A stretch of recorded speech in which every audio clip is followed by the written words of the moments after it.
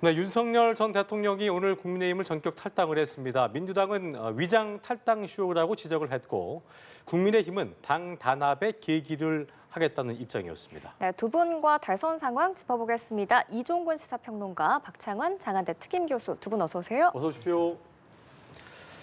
자, 두 분도 뭐 다 보셨겠습니다만 윤석열 전 대통령 결국 당적을 내려놨습니다.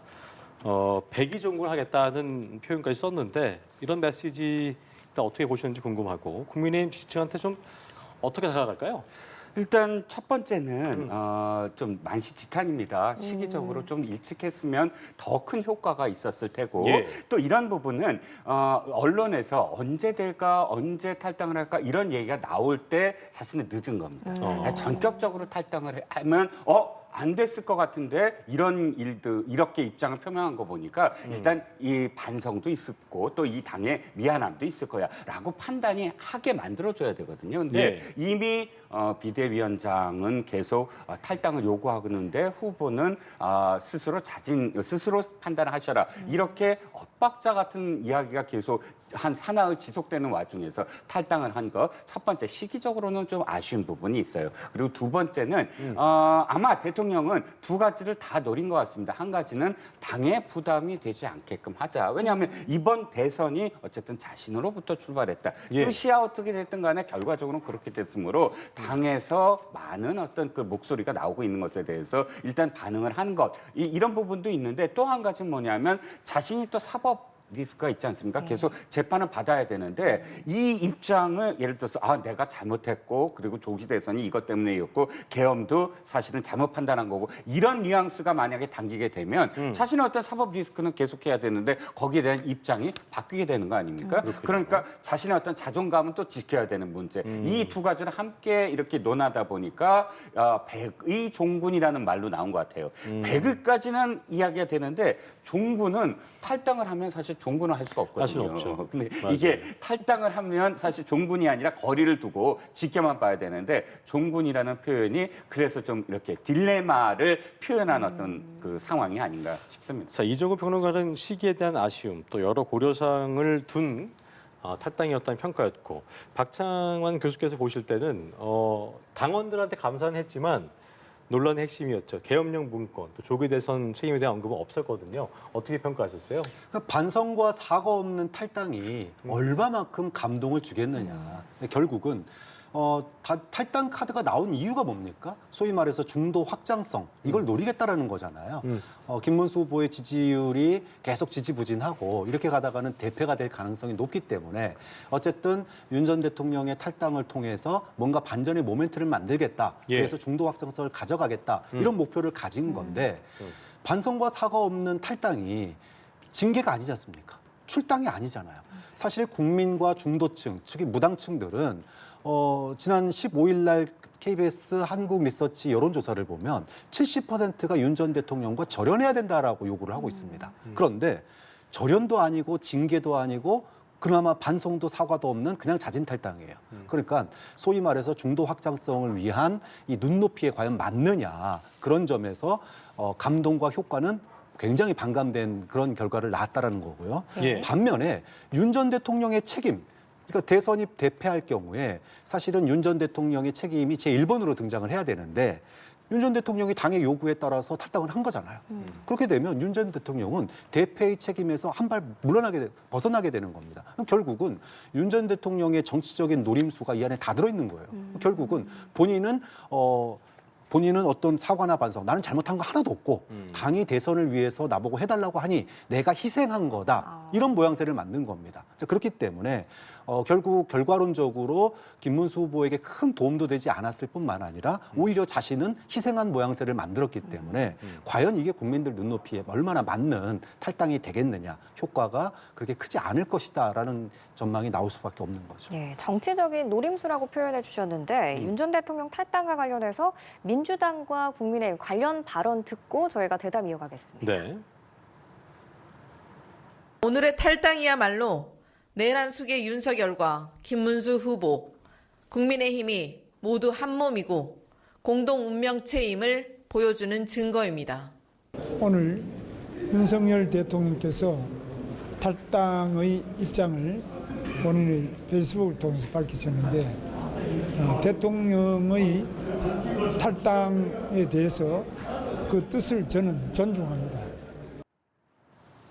네, 일단 국민의힘 입장부터 보면 환영한다는 입장입니다. 김용태 비대위원장도 국민 통합을 이루겠다라고 밝혔는데 당 내부에서는 중도 표심 공략 기대감과 좀 함께 가기는 한계가 있다라고 내부 우려도 있거든요. 네, 한계가 있다는 건 바로 후보의 입장일 거예요. 그러니까 비대위원장의 입장은 중요하지 않습니다. 지금 선거에서는 후보가 사실은 A부터 G예요. 모든 것에 대한 뭐 책임도 자기가 져야 되고 이미지도 자기가 다 받아줘야 됩니다. 그런데 지금 김문수 후보의 입장이 가장 좀 어정쩡하거든요. 물론 이게 김용태 비대위원장이 문을 뗐고 그걸 좀 몰아붙이는 어떤 모양새인데 김문수 후보의 입장은 일견 이해는 가요. 왜냐하면 자신이 다른 후보들, 이 당의 다른 후보들보다 가장 적극적으로 윤 대통령의 입장을 옹호했었잖아요. 그리고 지난번에 헌법재판소의 그런 결정 과정을 보면 그 당시 윤 대통령을 지지하는 사람들이 완전히 다 결집해버렸어요. 그러니까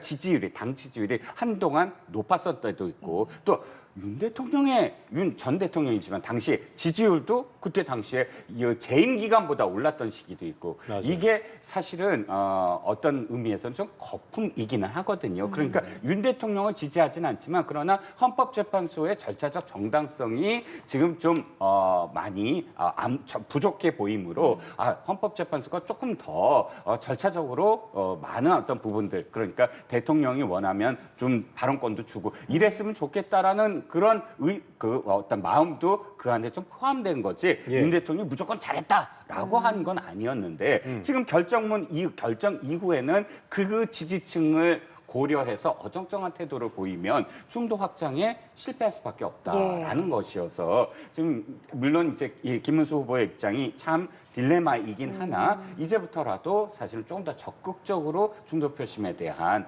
소구의 어떤 그런 그 정책이라든지 또는 표현들이 나와야 된다. 그렇군요라고 생각합니다. 이렇게 국민의힘 내부에서 나오는 우려를 보면 이번 탈당이 지금 대선 흐름에 좀 변화를 줄 수 있을까요?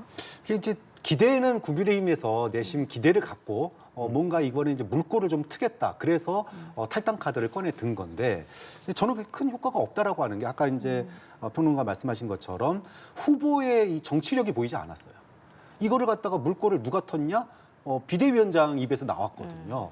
계엄과 탄핵 반대에 대해서 사과해야 된다. 그리고 윤 전 대통령에 대해서도 선을 그어야 된다. 이런 얘기를 했는데 그 선마저도 이 김문수 후보는 다 약속을 지키지 못했습니다. 그러니까 그 요구 눈높이에 못 맞춘 거죠. 계엄에 대해서는 정중하게 사과를 했지만 탄핵 반대에 대해서는 사과를 하지 않았고 또 윤 전 대통령과의 절연 이거는 당 내부에서도 목소리가 많았거든요. 확실하게 선을 그어야 된다. 국민적인 요구뿐만 아니라 당 내부에서도 요구가 있었습니다. 그런데 거기에 대해서도 어정쩡한 모양새를 유지하면서 윤 전 대통령이 그냥 빨리 좀 결심해 주기를 바라는 그런 모양새였거든요. 결국은 표를 위해서 윤 전 대통령 탈당 카드를 쓴 거 이상도 이하도 아닌 어떠한 감동이나 중도층이 보수가 변하겠구나, 혁신하겠구나 이런 어떤 기대감을 갖게 만드는데 실패했다라는 거죠. 그렇기 때문에 윤 전 대통령의 탈당 카드가 과연 반전의 계기가 될 수 있겠느냐. 이제까지의 스탠스를 보면 어떤 변화와 혁신, 새로운 보수에 대한 기대감이 이 탈당 과정에 없었기 때문에 앞으로 큰 효과를 내기가 쉽지 않을 거다. 또 하나는 사실은 이 기대감으로 출발해서 뭘로 이어져야 되냐면은 김문수 후보의 지지율이 오르지 않는 가장 결정적인 이유가 그 지난 경선 과정에서의 문제점이거든요. 경선 과정, 그다음에 후보 단일화 과정에서. 그러니까 한덕수, 홍준표, 한동훈 지금 경선과 단일화 과정을 했던 분들이 다 선대위에 안 들어와 있잖아요. 그러면 윤 전 대통령의 탈당으로부터 시작을 한다면 바로 어디로 가야 되냐면은 이분들을 갖다가 당내 선대위로 끌고 와야 되는데 지금 이 작업이 사실상 지지부진한 상황이에요. 그러다 보니 또 이분들의 목소리도 또 다 틀립니다. 그렇기 때문에 어떤 그 출구, 그다음에 어떤 그 보수에 대한 기대감을 만들게 되는 어떤 출발점으로서는 내부에서 어떤 의미를 부여할지 모르겠으나 이것이 소위 말해서 보수 진영의 단일 어떤 그 결집 이런 걸로 이루어지려면은 사실 넘어야 될 산이 너무나 많다. 좀 그런 점에서 이거 하나만으로는 기대가 특히나 반성과 사과 없는 이런 탈당으로는 뭔가 반전의 물꼬를 트는 데는 좀 한계가 있지 않느냐 이런 이제 우려가 내부에서도 나오고 있는 거죠. 표를 위해서 탈당 카드를 썼다라고 말씀해 주셨는데 네. 사실 이제 내일 대선 후보 1차 TV 토론을 앞두고 탈당이 이뤄졌거든요. 네. 이 탈당을 하게 된 시점과 배경에 대해서는 어떻게 보세요? 아까도 말씀드렸지만 어쨌든 좀 늦은 감은 있으나 선거는 두 가지예요. 회고적 투표와 전망적 투표. 회고적 투표는 이 정부가 뭔가를 잘못했다. 과거에 잘못한 것이 있기 때문에 거기에 대해서 회초를 드는 것이 이제 회고적 투표라고 한다면 전망적 투표는 이 후보들이 뭔가 앞으로 잘할 것처럼 보이므로 그 후보에게 좀 상을 주겠다. 그러니까 투표 적극적으로 찬성을 주겠다. 이 두 가지 중에 하나인데 지금 김문수 후보는 과거에 지금 발목에 묶여 있잖아요. 그러니까 어제에 묶여 있어요. 어저께 뭐 했다. 어저께 이 대통령이 계엄을 했다. 어저께 이 지금 당이 탄핵에 대해서 많은 의원들이 그 반대를 했다. 이런 것에 묶여 있으므로 족쇄 하나는 풀어야죠, 당연히. 족쇄를 풀고 김문수 후보가 해야 될 건 우리 당이 무조건 모든 걸 다 잘못하진 않았습니다. 이러이러한 것에 성과를 보였으므로 이걸 바탕으로 해서 앞으로 어떤 세상을 만들겠습니다. 5년 동안. 이렇게 내일을 이야기해야 되는데 만약에 탈당을 내일까지 TV 토론까지 안 했다 보세요. 전폭적으로 그냥 회고적 얘기, 그러니까 회초리만 지금 맞을 수밖에 없습니다. 그래도 탈당을 했다. 그리고 내일을 좀 이야기하겠다라고 할 수 있는 하나의 첫 허들은 넘었다. 그리고 아까 교수님께서 지금 그 후보들의 어떤 그런 통합을 말씀을 하셨는데 일단 한동훈 후보 같은 경우는 세 가지를 요구했어요. 지금 김문수 후보가 보여야 될 입장에 대해서. 근데 두 가지는 어쨌든 성과가 있었다. 하나는 탈당과 관련된 부분, 그리고 하나는 사과와 관련된 부분. 미진하지만 그럼에도 불구하고 큰 진전이 있었다 하면서 유세에 적극적으로 나오겠다라는 입장을 맞습니다. 보이고 있거든요. 그러니까 그것만 하더라도 어쨌든 탈당이라는 것이 모든 그런 소속원이나 국민들이나 혹은 지지자들의 마음에 딱 들어맞는 퍼포먼스는 아니었을지라도 그러나 족쇄 하나는 풀어서 이것을 앞으로 걸음걸이를 이렇게 내디딜 수 있는 그런 단초는 됐다라고 생각을 합니다. 중도로의 의원 확장을 위해서 탄핵 찬성에 대한 그 부분, 이 네. 부분은 어떻게 좀 입장 정리해야 할까요? 탄핵과 관련된 부분은 김문수 후보가 아직도 너무 그 탄핵 그 반대하는 분들에 대한 그 표심을 향하고 있는 것 같아요. 그런데 경선에서는 사실 선명성 경쟁이라든지 이게 그래서 집토끼라든지 혹은 또 윤 대통령을 지지하는 사람들의 마음을 붙잡아 둬였어야 될 겁니다. 하지만 지금은 그렇지 않아요. 지금 본선이잖아요. 그러니까요. 본선에서는 무조건 중도 표심입니다. 부동층 표심이고 예. 무당층 표심은 한 표라도 더 갖고 와야 되고 선거는 뭐죠? 내 편 만들기예요. 맞아요. 내 편들은 이미 있고 남의 편이라든지 혹은 고민하고 있는 분들을 내 편 한 사람이라도 손 잡아줘야 되거든요. 예. 그런 점에서는 아까 앵커가 말씀하셨듯이 탄핵과 관련해서도 지금의 입장을 고집한다면 네. 중도 부동층 무당층들의 마음을 흔들지 못할 것이다. 아쉬운 부분이에요. 어쨌든 주도적으로 선을 긋고 확실한 스탠스를 보여야 한다는 이종근 평론가의 얘기였고요. 아까 저희가 황정아 민주당 대변인의 그 발언도 들어봤습니다만 민주당이 이번 탈당을 놓고 위장 탈당쇼라고 강하게 비판을 했습니다. 이번 탈당이 오히려 김문수 후보한테 부당으로 작용할 수 있을 거다 해석이었는데 아까 이제 동호반복 될 수 있겠습니다만 교수님도 그런 큰 이익은 없다 얘기하셨는데 이재명 후보도 그런 말을 했어요. 진심에 의한 것이 아니라 정치 전술상 태도를 보였다 이렇게 얘기하더라고요. 네, 사실 탈당하려고 했으면 진지게 하면 됩니다. 실기했다 보시는 거죠? 그렇죠. 진지게 하면 되는데 탈당할 마음이 없었어요. 음. 없었는데 어제 갤럽 여론조사가 나온 거 이게 저는 결정적인 그 탈당의 요소가 됐다 이렇게 봅니다. 언론들에서도 윤 전 대통령 측근들이 이제 설득 작업에 들어갔다 탈당을 위한 이런 얘기가 있었는데 어제 갤럽 여론조사에서 이재명 후보가 51%또 김문수 후보가 29% 이 정도였거든요. 격차가 굉장히 벌어지다 보니까 이렇게 되면 이 대선 패배의 책임으로부터 윤 전 대통령의 책임론이 굉장히 대두될 수밖에 없어요. 그러니까 이런 것들을 막기 위해서라도 자진 탈당해야 됩니다라고 결국은 설득을 해서 오늘 탈당 카드가 나온 거다 이렇게 봐야 되겠죠. 자, 그럼 결국은 탈당 의사가 없는 사람에게 설득해서 대선에 조금이라도 좀 도움 주기 위해서 그리고 책임론으로부터 벗어나기 위해서 탈당합시다라고 얘기를 설득을 한 건데 결국 이거 누가 보더라도 표를 위해서 설득을 한 거잖아요. 그렇기 때문에 이거는 뭐 민주당에서 쇼라고 얘기할 만한 충분한 그런 상황이 되는 거고요. 예. 근데 무엇보다도 탈당이라고 하는 거는 하나의 책임입니다. 책임이라는 거는 본인이 뭔가 잘못한 것에 대한 책임, 그러니까 사과나 반성이 들어가야 되는 부분이에요. 본인이 나는 내란 아니다라고 얘기한 것까지는 그럴 수 있지만 최소한 김문수 후보의 지금 스탠스, 계엄을 통해서 국가 경제가 더 어려워졌고 국민들의 삶이 안 좋아졌다 정도는 본인 스스로가 사과나 반성의 얘기가 나올 수 있는 여지가 있었는데 그 말조차도 하지 않았거든요. 그럼 어떠한 사과나 반성도 없이 온리 표를 위해서, 그것도 이재명을 떨어뜨리는 것이 자유민주주의다라는 그런 이야기만 가지고 예. 이런 탈당의 어떤 쇼를 갖다가 며칠 동안 펼쳤다라고 한다면 과연 그로부터 국민들이 저게 정말 진정 어린 반성이구나, 또 진정 어린 어떤 당에서의 선긋기구나, 예. 윤 전 대통령과의 선긋기구나, 이렇게 평가할 사람이 어디 있겠냐는 겁니다. 그런 점에서 누가 봐도 이거는 쇼 이상을 넘어가고 못하다 이렇게 평가할 수 있는 거죠. 반론 들어보겠습니다. 네. 근데 그럼에도 불구하고 역대 대통령들의 탈당을 한번 보시자고요. 역대 대통령의 탈당은 대개 정권 교체하는 시점에서 이루어집니다. 뭐 노무현 대통령 마찬가지고요. 김영삼 대통령, 노태우 대통령 모두 다 진영을 떠나서 대통령이 탈당할 때는 어떤 이유에서였죠?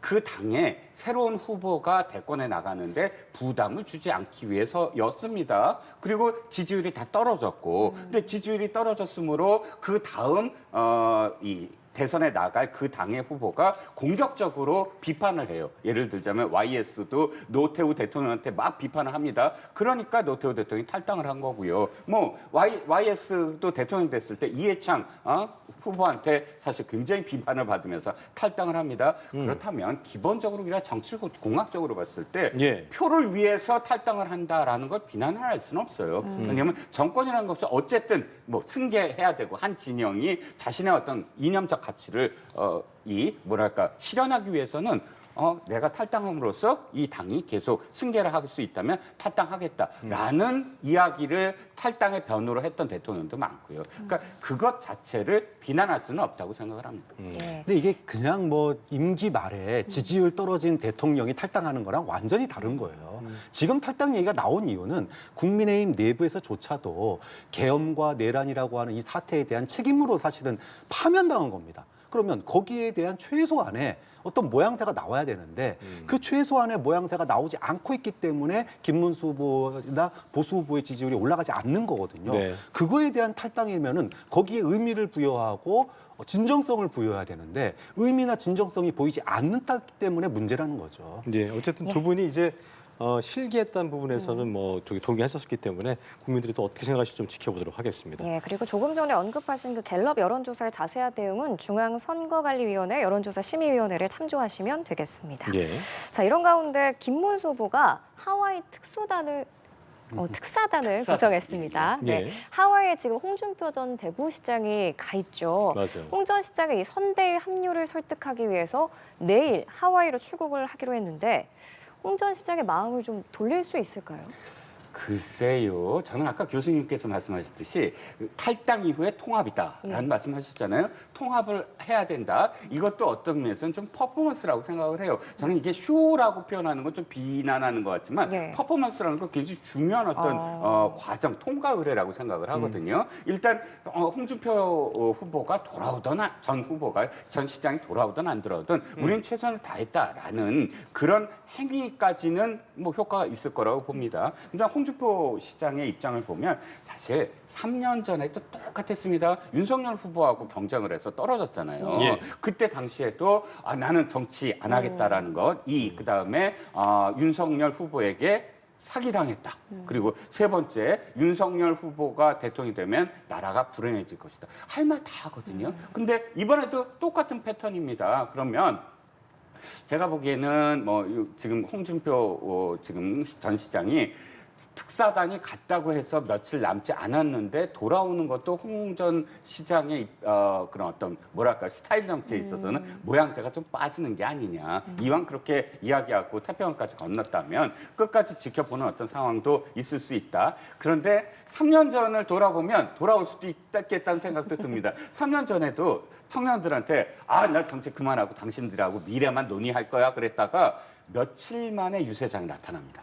그리고 유세장이 나타나서 한두 번 유세장에서 손 들어주고 그다음에 또다시 사라집니다. 뭐 그러니까 홍 전 시장이 어떻게 할 건가는 제가 단언할 수 없지만 그러나 우리가 뭐 이게 결선까지 간 후보도 아닙니다. 그렇죠. 4인에서 이제 뭐 거기서 무슨 공작이 있었다거나 뭐 이런 어떤 상황도 아니고 이 당에서 2번이나 지금 도지사와 시장도 하고 또 뭐 3번이나 국회의원도 하고 그러면 당원들의 사랑을 그렇게 많이 받았다면 굳이 자기가 떨어졌다고 해서 그 당에 대해서 저렇게 뭐 비난을 하고 늘 공작 때문에 내가 떨어졌다라고 이야기하는 태도를 보이는 후보를 굳이 태평양 건너서 데려온다는 들 얼마나 도움이 될까라는 생각이 좀 듭니다. 네, 홍 전 시장이 탈당하고 정치 은퇴 선언하고 하와이로 간 건데 그 이후에도 사실 계속 SNS를 통해서 당을 비판해 왔거든요. 홍 전 시장이 김문수 후보 캠프에 좀 합류할 가능성 어떻게 보세요? 저는 뭐 사실상 거의 힘들다고 봐요. 힘들다. 실기했다. 홍 전 시장이 미국 가겠다라고 공항 갔을 때 예. 그때 잡았어요. 국민의힘 후보나 또는 그 의원들 보내서 바지가랑이 붙잡았었어야 돼요. 배웅을 안 했죠. 그럼요. 네. 아무도 안 나갔습니다. 네. 아무도 안 이준석 나갔어요. 후보는 맞습니다. 맞습니다. 결국은 홍 전 시장이 지금 이렇게 아쉬워진 게 김문수 후보가 TK에서 지금 지지율이 50% 밑으로 떨어졌습니다. 그러면 홍 전 시장은 대구 시장이었잖아요. 그럼 대구에서 어쨌든 영향력이 있고 뭐 경선에서 비록 떨어졌을지언정 직전 대선 후보였습니다. 상징성이 있는 사람이에요. 전전 대선 후보였기 때문에. 그러면 이분이 미국 간다고 그랬을 때 그때 붙잡았어야지. 이제 와서 홍 전 시장의 지지자들이 이재명 후보 지지 선언을 했는데 이거에 놀래가지고 이제 와가지고 잡는 모양새 만드는 거거든요. 홍 주장이 뭐라고 SNS에 올렸습니까? 하와이 오지 마라. 오면은 함흥차사 될 거다. 화살 맞을 거다. 이런 얘기했어요. 네. 오지 말라는데 기어코 가는 이유는 우리 홍 전 시장 설득하려고 이렇게 노력했다라는 모양새 늦게나마 퍼포먼스다 이런 그렇죠. 말씀이시죠. 모양새 만들기 위한 쇼에 불과하다. 그런 점에서 홍 전 시장의 복귀가 어려울 뿐만 아니라 굉장한 실기고 그리고 지금 대구에서의 그 TK에서의 지지율 이것에 놀래서 지금 부랴부랴 내부 갈등 수습 차원에 들어갔는데 대선이 너무 짧아요. 이 남은 기간 동안 과연 이거 수습이나 하겠느냐 좀 그런 점에서 굉장히 실기를 너무 늦었다 이렇게 평가할 수밖에 없죠. 박 교수님 입장에서는 이제 뭐 아까 이제 이종근 평론가께서는 굳이 가야 되느냐, 박 교수께서는 가도 안 될 거다 하셨는데 만약에 가서 이런 퍼포먼스를 펼쳤지만 진짜 안 됐어요. 그러면 당에 오히려 이근 아니고 입게 될 실은 없을까요? 글쎄요. 그렇다고 해서 안 보내는 것보다는 저는 가야 된다고 생각합니다. 그렇습니까? 가서 최선을 다하는 모습을 보여줘야죠. 물론 공항에 나와서 바지가랑이 붙잡았으면 더 좋았을 수도 있고요. 그런데 그거보다는 어쨌든 그 당시 상황을 돌아보면 홍 후보를 지금 붙잡는 것보다 더 중요한 일들이 당에 많았거든요.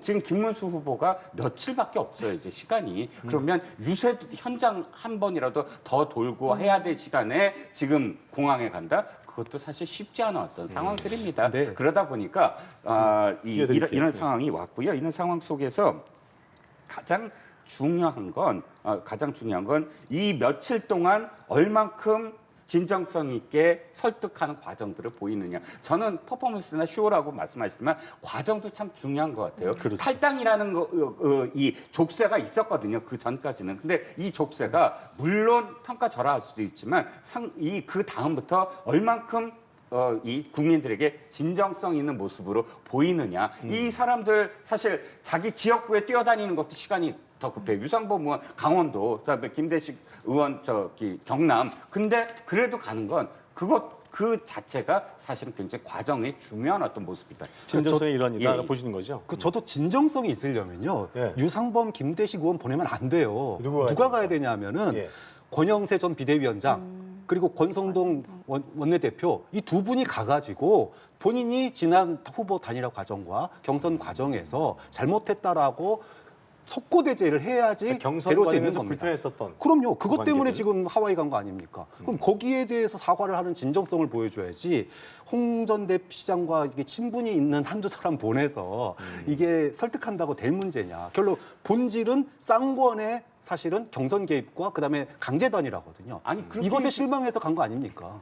그렇게 드리겠습니다. 얘기하자면 예. 지금 저 홍준표 후보보다 달려가야 될 거는 한동훈 후보 아닙니까? 지금 진짜 결선까지 갔고 그다음에 예. 이 당에서 만들어지지 한 번도 해보지도 않은 결선 투표까지 한 건 어쨌든 한덕수 후보를 하려고 하는 것과 한동훈 후보를 어떻게든 겨냥했던 모든 과정들이 있는데 한동훈 후보는 사실 굉장히 지금 이재명 후보에 대해서도 날카로운 공중전을 펼치고 있고 그리고 한동훈 후보가 SNS를 통해서 자신과 함께했던 20여 명의 현역 의원들과 또 당협위원장들한테 메시지를 보냈습니다. 우리 최선을 다하자. 끝까지 돕자. 그런데 아니 자기 지지자들이 저쪽 당에 간 것에 대해서도 한마디 얘기도 안 하고 또 이 당을 탈당하면서 온갖 비난을 쏟아붓는 한동훈 후보 홍준표 후보한테 이 쌍건 이 지도 옛날 지도부가 갑니까? 전 똑같은 그 상황이라면 차라리 알겠습니다. 한동훈 후보한테 가서 머리를 조아려야 된다고 생각합니다. 네. 자, 그런가 하면 민주당 이재명 후보도 외연 확대에 힘을 쏟는 모습인데요. 국민의힘 출신이죠. 김상우 의원에 이어서 오늘은 새누리당 개혁신당 출신의 김용남 전 의원이 이 후보 광주 유세에 참석해서 지지 의사를 밝혔습니다. 이 부분 어떻게 보셨어요? 그 이제 민주당이나 이재명 후보는 이번 대선을 뭐 진영의 대결, 보수와 진보의 대결로 보지 않습니다. 사실은 이제 헌정수호 그리고 국민 주권 이것을 갖다가 완성하는 대선이다 이렇게 봐요. 즉 계엄과 내란에 반대했던 예. 그런 국민들의 결집으로 국민 주권의 표현이라고 이번 대선을 보고 있거든요. 그런 점에서 국민의힘 출신의 김상욱 의원 그리고 개혁신당 출신의 김용남 전 의원이 이재명 후보 지지를 선언한 것은 예. 그런 점에 있어서 이번 대선을 어떻게 바라보고 이번 대선에서 국민들이 어떻게 표를 찍어주길 바라는지가 굉장히 상징적인 의미로 들어가 있다. 비록 이념은 다르고 그리고 정당도 달랐지만 국민 주권을 갖다가 어떻게 보면은 국민 주권을 갖다가 위협하는 계엄과 내란에 대해서 심지어 보수 인사들조차도 이제는 이재명이다라고 얘기할 수밖에 없게끔 만든 상황이 바로 문제가 있다라는 거잖아요. 그런 의미에서 이분들이 뭐 과거에 뭘 했고 이런 뭐 말들이 있을 수 있지만 그럼에도 불구하고 이번 대선이 지난 계엄과 내란에 맞선 국민들의 심판이라고 하는 점에 있어서 본다면은 보수 정당 출신의 이런 인사들이 이재명 후보 지지 선언한 것은 굉장히 큰 의미가 있다. 그리고 네. 대세론을 굳히는데 굉장히 큰 기여를 할 거다 이렇게 예측을 합니다. 이종우 평가 볼 때는 이런 뭐 김상우 의원, 김용남 전 의원의 이 행보가 개인의 선택으로만 보시는지 아니면 아까 이제 이재명 후보가 이런 말을 했거든요. 국민의힘이 보수정당 참칭한 수구 기득권 집단이고 민주당이 이제 중도 보수적 가치까지 담당해야 된다 이런 말을 했기 때문에 어떻게 좀 바라보셨어요?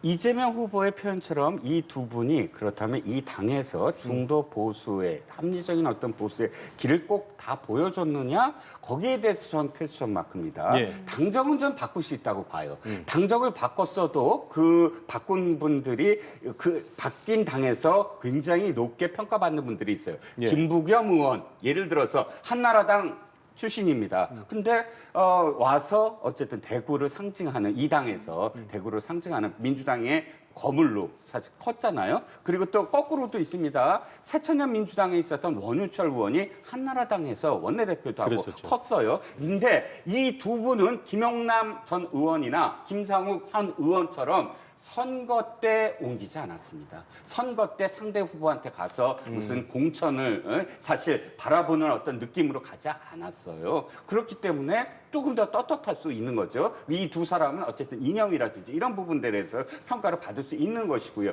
김용남 의원에 대해서 한 말씀만 더 드리면 정말 정치는 적과 동지가 하루아침에 변한다고 하지만 3년 전에 윤석열 대통령 캠프의 대변인으로서 이재명 후보에 대해서 당시에 얼마나 맹 비난과 정말 이 공격을 담당했던 것을 돌아보면 지금 김용남 의원이 과연 그 중도 보수 가치 때문에 움직였느냐라고 유권자들이 볼 것인가? 그는 저는 일정 부분 좀 아니라고 봅니다. 네, 알겠습니다. 대선 앞둔 정치권 상황 짚어봤습니다. 예. 이종근 시사평론가, 박창한 장한대 특임교수 두 분과 함께했습니다. 고맙습니다. 말씀 잘 들었습니다.